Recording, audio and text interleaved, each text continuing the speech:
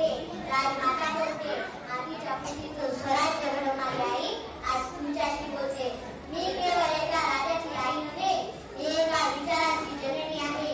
मी तलवारीला धार देणारी नाही, मी माणसाच्या मनाला धार देणारी आई आहे. मी माझ्या लेकराला फुलवताना अंगाई गीत गात नव्हते, मी त्याला स्वराज्याची स्वप्न ऐकत होते.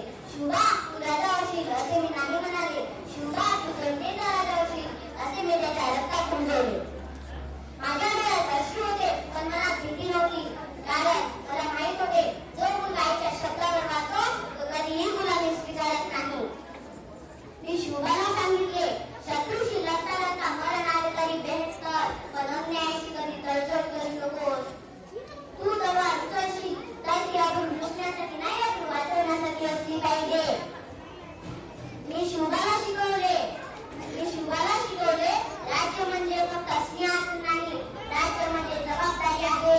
नदीच्या डोळ्यात पाणी पुसणे हेच खरे राजकारण आहे.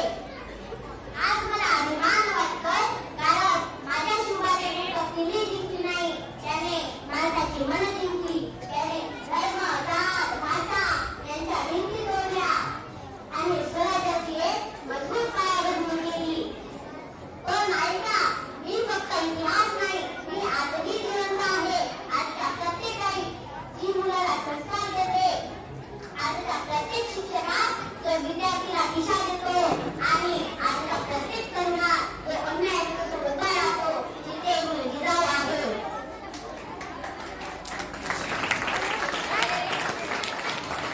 आज मी तुम्हाला विचारते, तुमच्या मनातील शिवबाला आहे का? तुम्ही अन्याय पाहून गप्प बसता की सत्यासाठी उभे राहता? लक्षात ठेवा, स्वराज्य तलवारीने मिळत नाही, स्वराज्य विचारांनी मिळते. तर विचार जर जिजाऊचे असतील तर इतिहास घडायला वेळ लागत नाही. मी जिजाऊ